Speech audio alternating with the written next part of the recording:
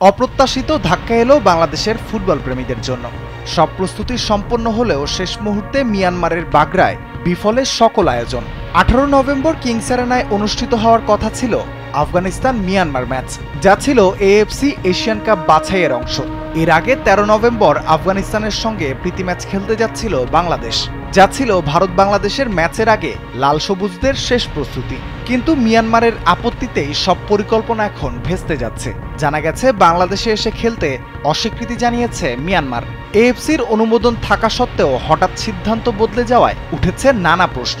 Football মহলে গুঞ্জন, এএফসির senior সহসভাপতি পদে থাকা এক মিয়ানমার কর্মকর্তার প্রভাবেই এই পরিবর্তন। এরই মধ্যে প্রস্তুতি ম্যাচের জন্য বাফুফে এখন খুঁজছে নতুন প্রতিপক্ষ। আলোচনা চলছে নেপালের সঙ্গে। সব মিলিয়ে মিয়ানমারের এই আচরণে বাংলাদেশের ফুটবল আয়োজন যেমন ধাক্কা খেল, তেমনি আন্তর্জাতিক ফুটবলে দেশের ভাবমূর্তিও ক্ষুণ্ণ হয়েছে বটে।